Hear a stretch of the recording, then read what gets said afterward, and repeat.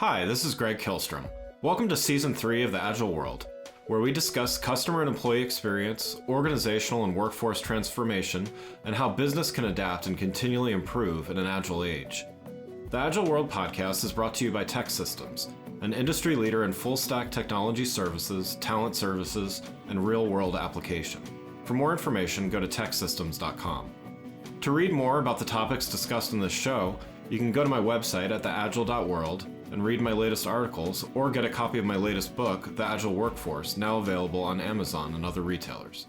Today we're going to talk about time as currency. While data has been called the new most valuable resource, the world keeps creating more and more data and information. We haven't yet found a way to make more time, which is why I believe it is the most valuable resource that exists. To help me discuss this topic, I'd like to welcome Marlo Higgins, Chief Inspirational Officer and coach, author, podcaster, and entrepreneur.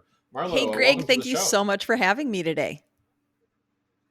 Absolutely, yeah. Looking forward to talking. So let's jump in here and talk about time as currency for a bit. So you're a three-time entrepreneur. You've coached many successful companies and entrepreneurs in your career.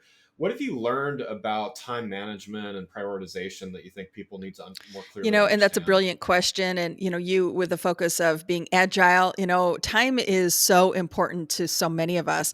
And, when I was starting in 2005, I had an experience with my very first sales organization, 237 frontline people, right? That was a lot of people to prioritize. And the question that I was constantly being asked was, as their leader was, how should I be spending my time? And it's a great question. And I think so many people that are entrepreneurs and freedom seekers, people who work independently, we want to know what we can do and where we should be focused. And so I created a very specific thing to focus on that, how to maximize time for achievement, because it's very important that we don't waste time, that we get really clear on what we need to do, what we need to focus on to get the outcomes that we're looking for. Yeah. What are some of the biggest misconceptions that entrepreneurs have about how they Yeah, I don't think prioritize their time? anybody's going to be surprised at this. I mean, that you have to hustle Mhm. to succeed. But you know what? With the right systems, expectations, and accountability, you can have freedom. I had a client who was a business owner, and we got him down to like 21 hours a week, and his business is not only growing, but it's thriving and succeeding. So, you don't have to hustle, but you've got to get clear on what systems are in place, the expectations you have, and then hold yourself accountable to it. Are those systems, I mean, so you coach a number of different people, have worked with a lot of different companies. How unique are those systems to the individual or, let's say the company culture, and how much is kind of a common thread Most of the throughout? clients I work with, we find that being customized is the number one asset, because we can't follow necessarily always a cookie cutter approach. But when we can listen to the individual or the business or the organization, department, whatever, and say, okay, what is that core focus? And then let's match, what systems are necessary. That's when the freedom and the performance really ignites. Yeah, got it. So, with so much talk, I don't think anyone disagrees with the idea that there needs to be, more productivity and efficiency. But, so many people are talking about this. Why do you think people and companies are still so Number bad one at it? word, it's overwhelm. Everything that you mentioned, we just have so many distractions, and we have to make decisions. And if we're not conditioned in this climate, we're going to quickly get overwhelmed.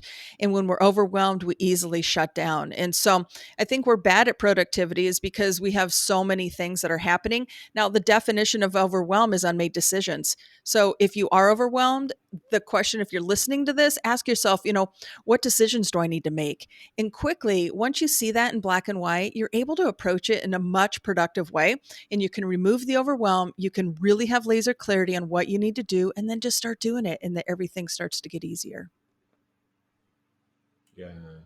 How does things like delegation and, kind of letting go of some of those things, how does that affect entrepreneurs A from your big part, experience? that's when I say managing expectation, because what do you expect of yourself? I mean, if you're out there to be, Superman, well, guess what? You're human. And we can wear the cape for a Right. while, but there comes a point where we just can't do everything.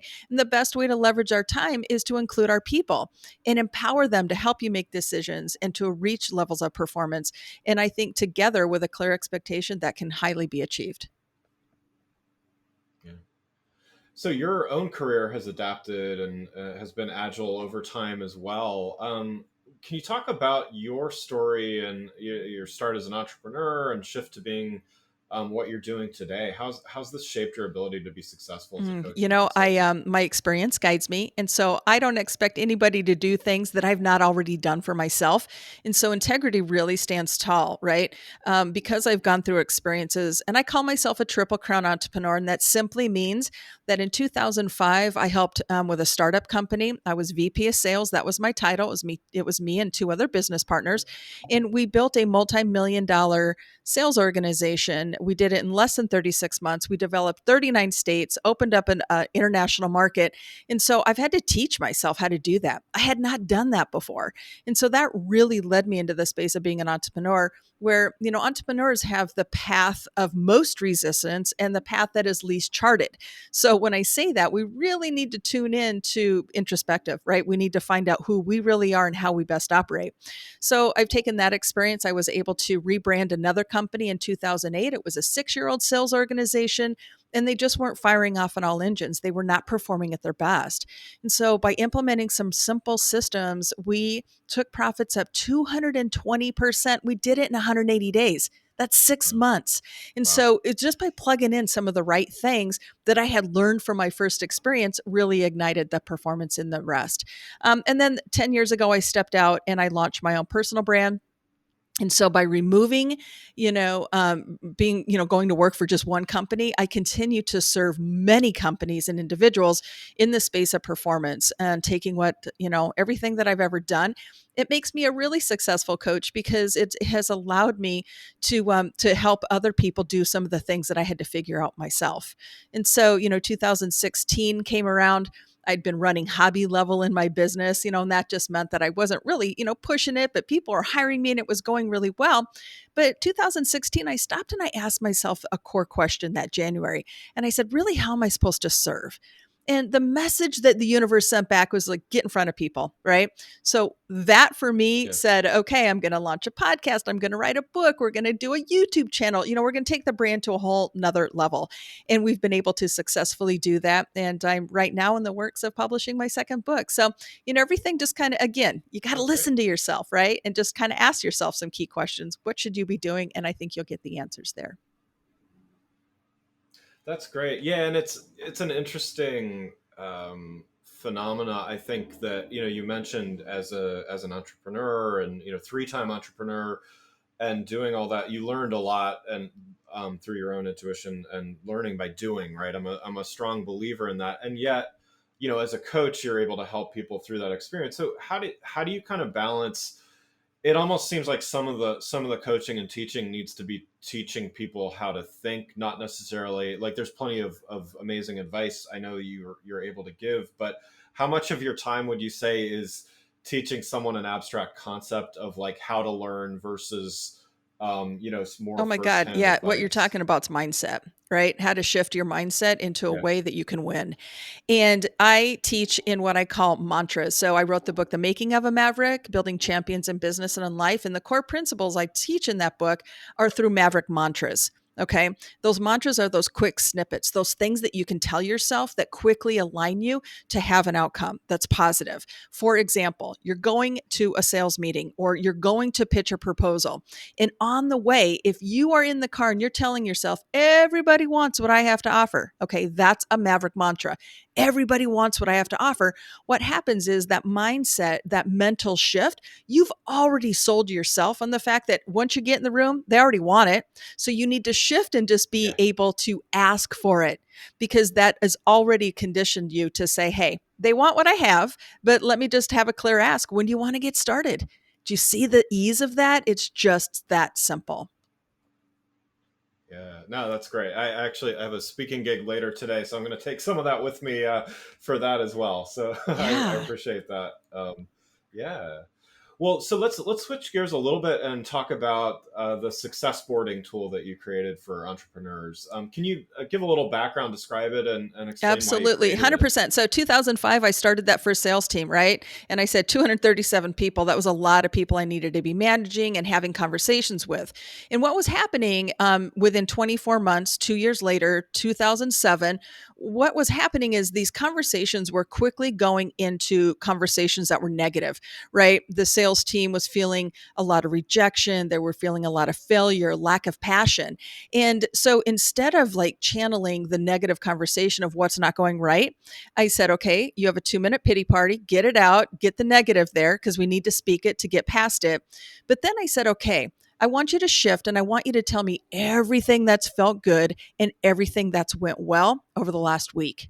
And that birthed the concept of success boarding. It's literally looking at the silver lining of what's going right, what's feeling good. And from those two positions, not like what achievements are happening, what results am I getting, but like if you look at your last 5 days, you can easily write down 3 things that felt good. Now you start to anchor in those, you start to compound that. If you do 3 things a week over time, in a month, you have 12 to 15 wins or successes over 20 days of production, right? We don't work 30 days a week, we work 20.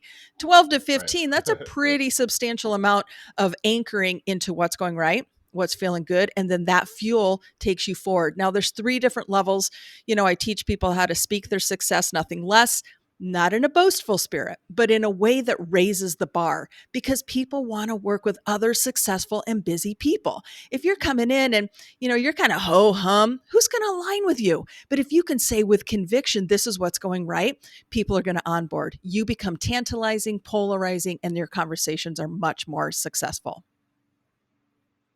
Yeah. Well, you kind of spoke to this a bit already, but what are the kind of results that you're targeting for people, like measurements and things like that um, that those who are using are getting Yeah. from success Okay. So, boarding? what does success look like for my clients is basically what you're asking. They have more Yeah. time, they Yeah. have greater peace, they operate with a plan, they've got clarity, they're no longer spinning in circles. And so, I've got 3 very specific stories that, and measurable outcomes based on my client success. So, you know, 3 specific outcomes is, based on my clients taking it. I took a 3 year marketing company, right? They weren't making more than $42,000 a year, and they'd been doing it for 36 months. Well, in less than 6 months, we took and increased sales over $225,000 because they were Wow. implementing some of these strategies and just literally what you talked about. It's the way they were thinking, right? And so they were kind of hitting a bar, spinning in circles. But we said, okay, if you implement some of these core things, you can have a game changing business. I also worked with a CEO of a startup to better close business. And in 72 hours, he closed more than $90,000 in sales towards their $500,000 goal. Wow. What that was 3 sales at 30,000 each. He did that in 3 days because he shifted his mindset. It was him just going into those interactions completely different. Like I said, everybody wants what I have to offer. So instead of, going and trying to sell somebody, we just started asking for the business and everything changed for him. So that was a second example. And I think one of the Yeah. biggest ones, I aligned with a small business and they desired to build out a 5 year growth plan, right? Like kind of the big picture. But upon working together, we met that 5 year plan and we did it in 5 months, having exponential growth with a sustainable business plan. The only reason is we go back to that factor of time. If you allow yourself 5 years to get there, you're going to take 5 years to get there. But I said, hey, just imagine if Hmm. you did this in 5 months, what would that look like? She said, nobody's ever challenged me like that. So we did it. She had the outcome, and those are just a few examples of things that have really happened because of the principles that I teach as a coach. That's great. That's great. Yeah, I can. The 5 year thing resonates. It's like we give things the space that or we allow things the space that they're able to take up, or something like that. So in that case, what were some of the blockers? Because I think a lot of people kind of operate under that. They may say, "Well, I'm good with a deadline," and so the deadline kind of dictates the length of how long it takes them to be successful or something. Could you give a little more insight on like how did you work? What were some of the initial roadblocks that you had to kind of overcome with Yeah, that person? here's the one thing too is chasing the goal is actually chasing a feeling that a goal gets us.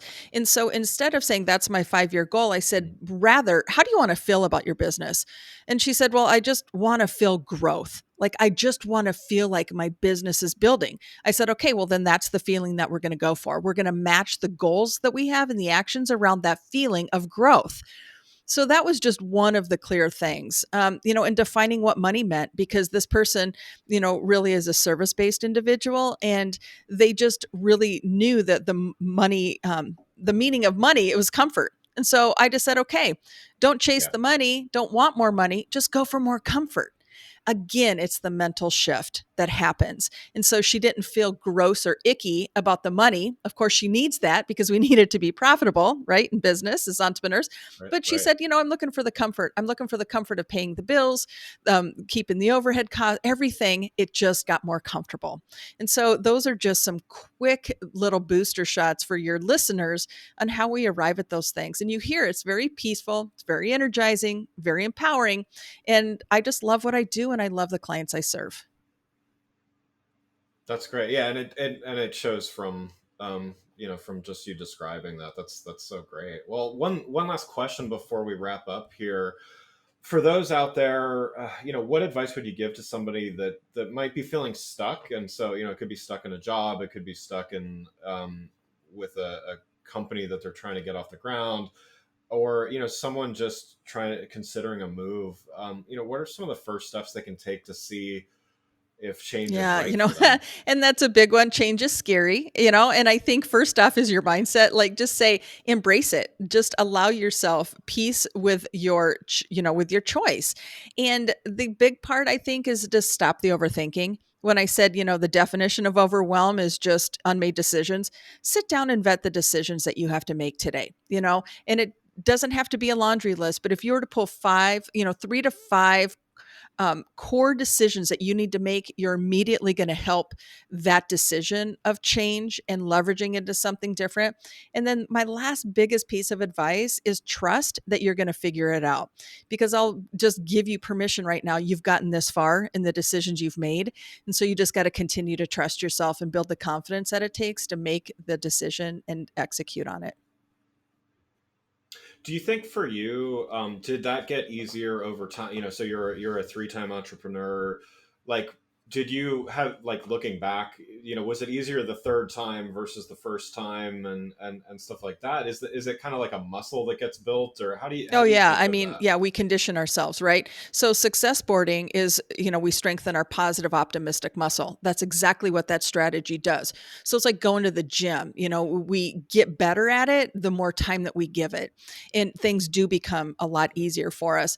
And I think, yeah, I've always just given myself a lot of trust. And have I failed a lot? You bet. Have I gotten myself into situations that were tough? No question. We all do. Nobody's immune to that. But your resilience and your bounceability, literally, like that's going to be your game changers. Like, how fast can you get back up on your feet after a setback or after, something else? So, I'm going to share this mantra because this is something I've heavily lived with as an entrepreneur. A setback is a setup for a comeback. So, when I say that, if you've experienced a setback in your business or in your life, look at it as a setup and know that your greatest comeback is coming because you've had it. So let that infuse you and give you the motivation to make the decision and go for the change. Yeah, I love that. Well, Marlo, thanks so much for joining the show. For those listening, what's the best way for them to keep up with what you're doing and Oh, contact you if thank you they're so interested? much, Greg.